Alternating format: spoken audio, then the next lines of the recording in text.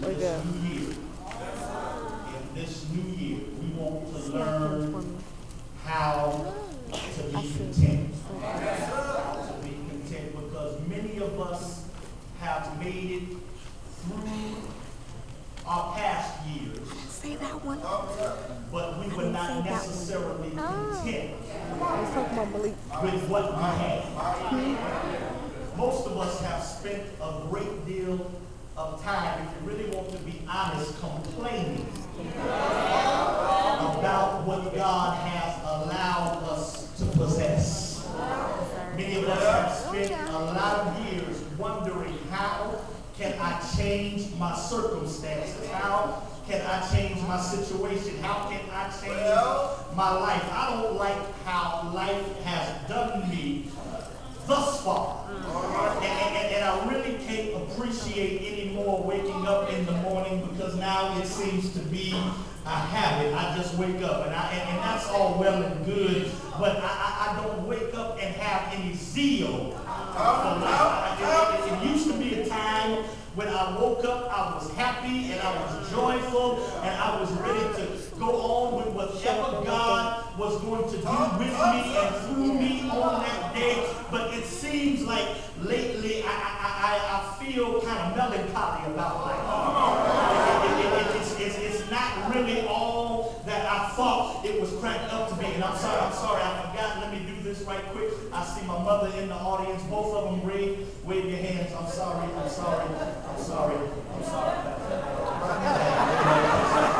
wife's going to eat some chicken fried or something.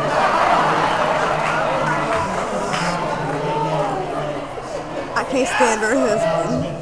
I can't stand him. But many of us have spent Your husband. The latter part of last year, or the entire portion of last year, if we're going to be very honest, saying, Lord, what's really going on?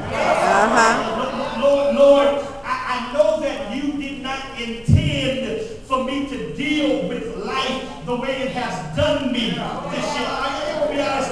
I mean, honestly, have you looked at your life? You looked at what 2009 brought you? Every day was not a day of happiness, joy, and peace. If you really want to be honest, it seems like most of your days was spent in tears. It seems like most of your time was spent crying and wondering, God, where is my deliverance? Where is my healing? Where is my new job? God, where is my car? I'm tired of riding the bus, and I really don't understand, Lord, how I can serve you the way I serve you.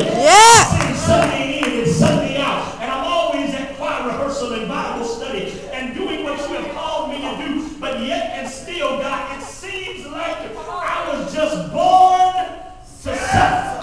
Have you ever seen days like that when you just didn't want to get up out of bed because you knew It do feel like that, yes. You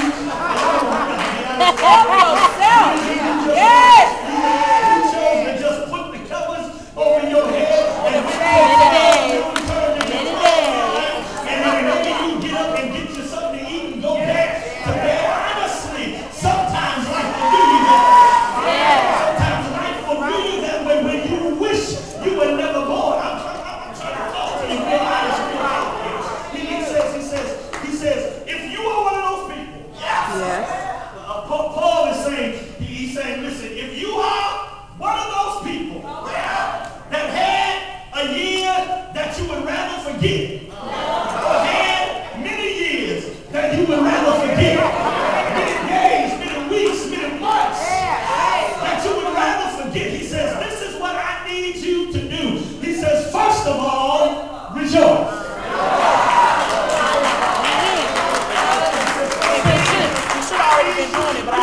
If that is you, I need you to rejoice. I want to give you a little background on my man Paul, and this epistle. Philippians is derived from the Greek city Philippi, and it was the first city in Macedonia where Paul established a church. I want to give you background because everybody wants to celebrate, but they don't like giving good information. Text, Doctor. Philippians away is from me. Get away one from me. of 4 prisons. Yes, sir. You've got Philippians, you've got Ephesians, you've got Colossians, and you've also got Philemon. And those are what we call the prison epistles. So those are the epistles that were written while Paul was in jail. And you know what I'm talking about.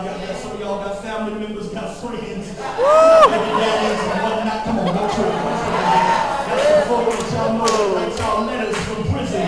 Talking about putting something on your books. You know what I'm talking about. Well, Paul was when he was in prison through no fault of his own. He spent time trying to encourage the church. Interestingly enough, Paul is in prison behind walls. He is an ambassador in chains. But he is spending time trying to encourage folks that are free.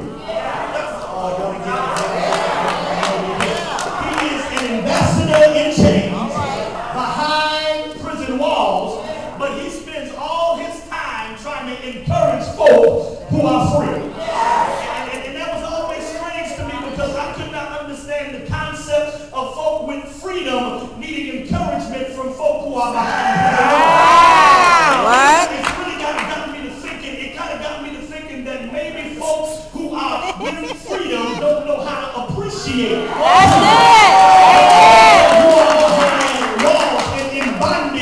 Know how to appreciate what you can possess. That's good. You need to learn how to appreciate the little things that God has.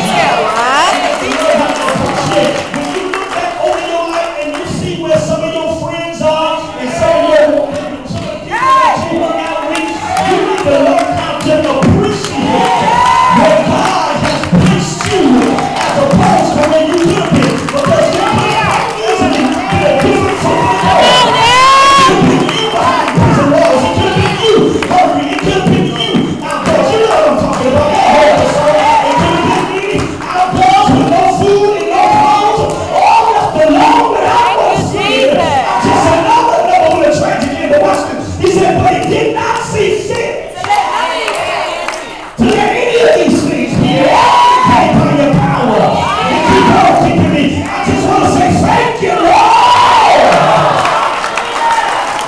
for all you've done for me. He said, now he's in prison, but he's encouraging folk with freedom. Yes.